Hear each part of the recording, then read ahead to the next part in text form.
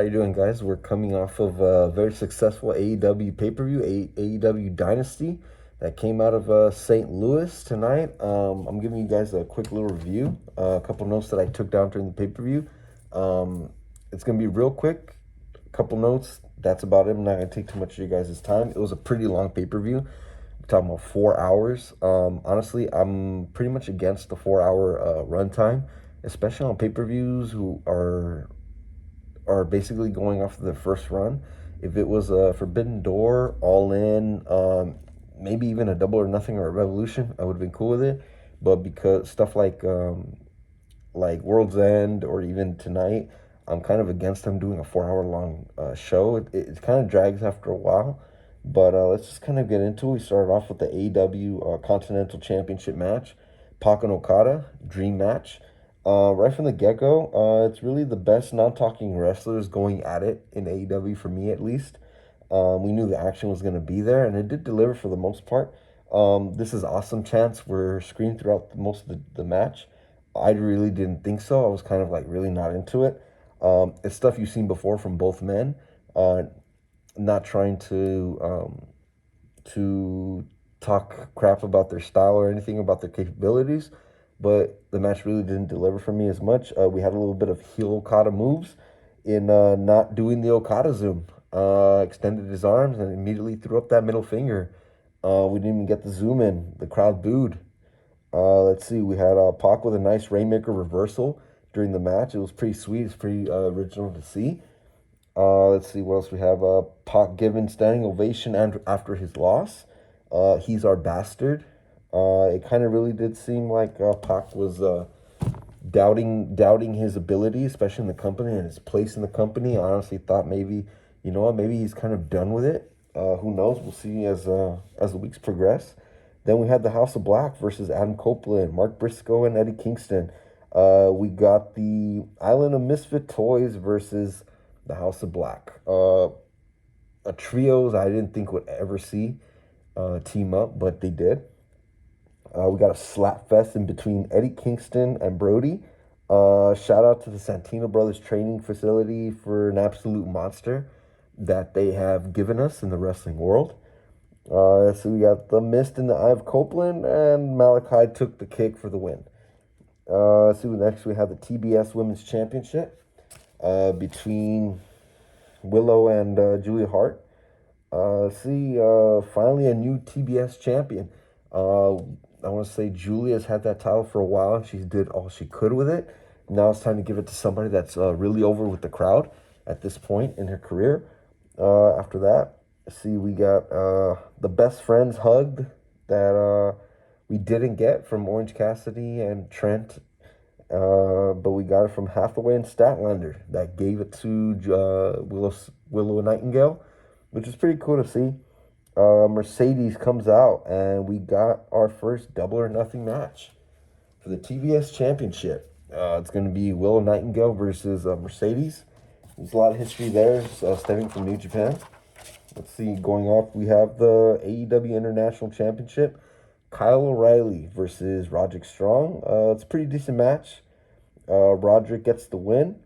Then we have Professor X can finally walk again. Adam Cole coming off of his wheelchair finally, stemming from right after All In. It's been a couple months. But then Adam Cole eyes Wardlow. Could we see Wardlow not being a part of the group anymore? We'll see that as the weeks progress. Then we have the FTW Championship, Hook versus Chris Jericho.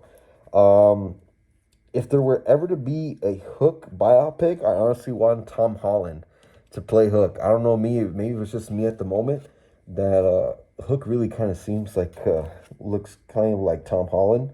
So many I'm sorry Ric Flair moments during this match of Chris Jericho trying to put down Hook. Wasn't the best place to put it. But well, so many kicked out of the Judas Effect actually twice. I don't think not many people have ever done that in AEW's long history.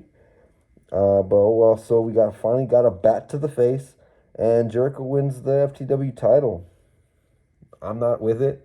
I'm not for it. I think it really diminished Hook's value at this point. I honestly wouldn't be surprised that if Hook were to make the switch over to NXT or sign to WWE and see if he could polish his tools over there. Taz comes out and separates Chris from Hook. I would have liked for Taz to actually intervene during the match instead of after the match.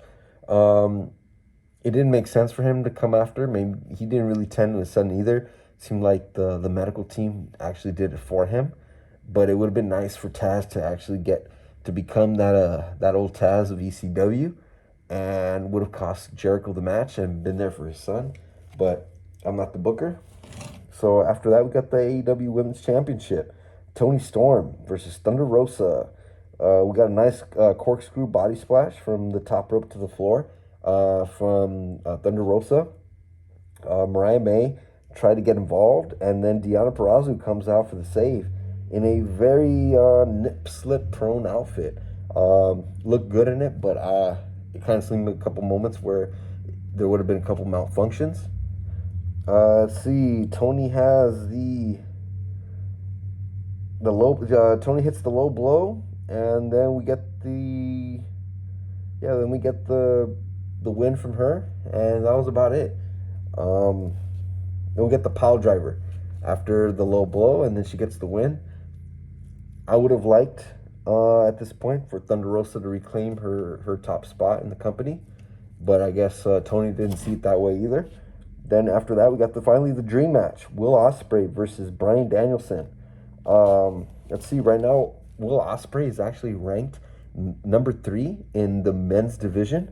So when I read that, I immediately thought maybe not for Double or Nothing or even Forbidden Door, but by the time All In kicks in, he'll be number 1 contender, and hopefully we'll get to the championship spot after that.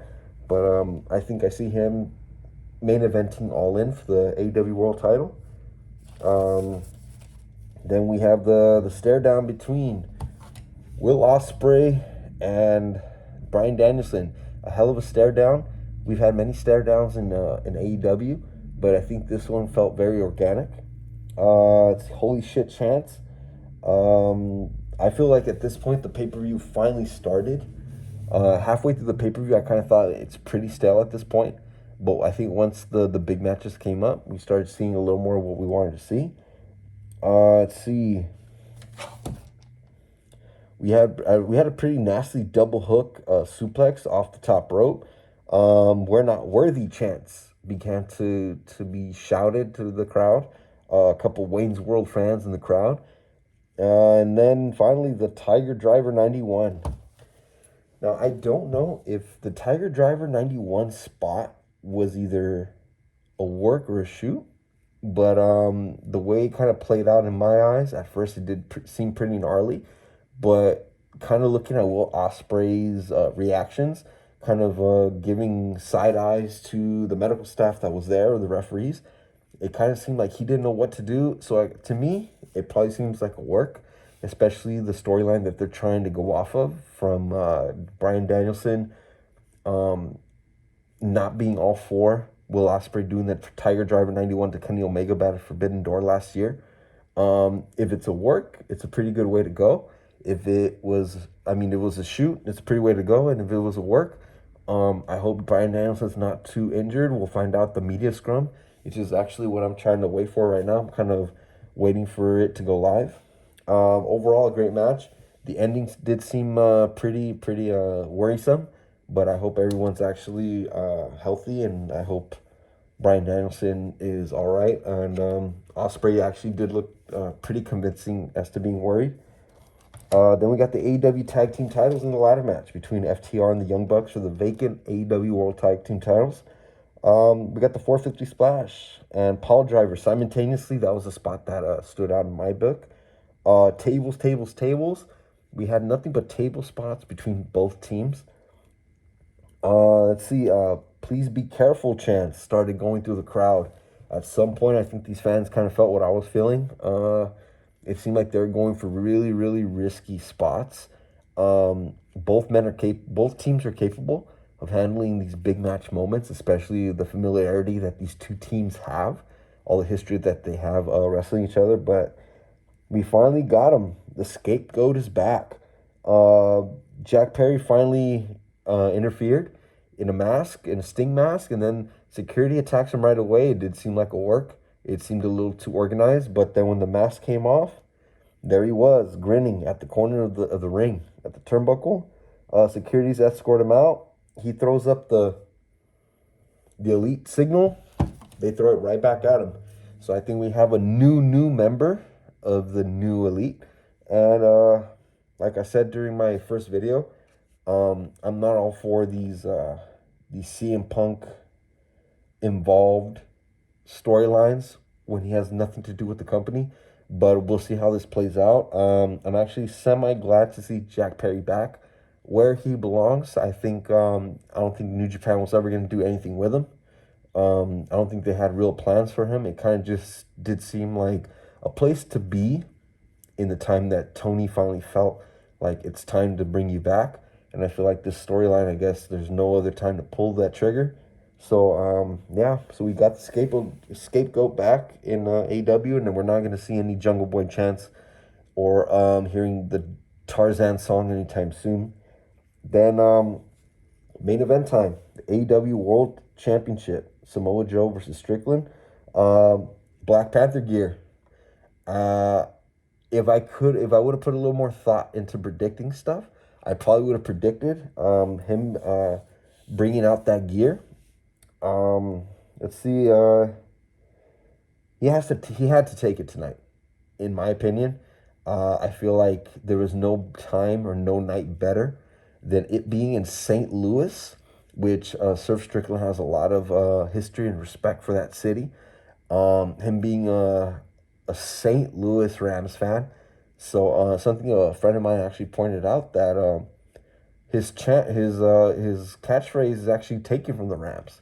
Whose house? Rams' house. Whose house? Swerve's house. So I actually didn't know that till tonight. It's something I learned. You learn something new every night. Let's see. The concrete was exposed finally by Joe.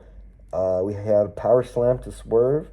Let's see. Heel Joe tendencies when he brought in the belt. We haven't seen that really in Joe's title reign where he subjected himself to being a heel, but he finally did it tonight. Felt like he couldn't get the job done all by himself. We had the 450 splash on Joe's head to the belt. At some point, I did notice that Swerve, while he was on the turnbuckle with Joe, he kind of grabbed his nose, and it kind of brought me back to the Karate Kid 2 scene when Daniel LaRusso is holding on to Chosen, and he's like, "Hey, man, live or die, man," and he chooses die. And he's grabbing that nose, and he tells him wrong, and he executes that final move on him. I felt like it was a little nod to the Karate Kid 2. I could be wrong. Maybe a little bit of a stretch. And then hits that Swerve stomp, and then brand new AEW World Champion. Swerve Strickland, well-deserved. The very first African-American AEW championship champion to be crowned. Very proud. I don't think there was a better night to do this, to crown a new champion, especially in Swerve Strickland. All the hard work he's paid off and all the time that he's chased this championship. The trials and tribulations coming close at Revolution, especially in that triple threat match.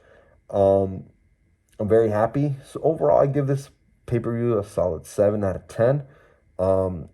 It felt like one of those pay-per-views that you don't really watch with fans or people who are not wrestling fans, and you try to bring them into the world. I wouldn't bring it in tonight. It felt like a pay-per-view that you watch by yourself. But we finally got the pyro, and congrats to Swerve. We'll just have to tune in to Dynamite this Wednesday. And also, I just want to shout out that I should be giving you guys a new episode, a full episode filmed and everything, probably the middle of this week.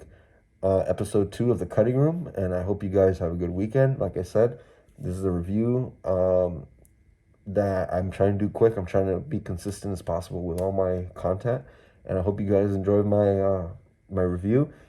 Subscribe, comment, let me know what you guys know, and if you guys don't agree, then we could dispute it. If not, let me know what you guys liked and what you guys want to see on this channel, and I'll leave you guys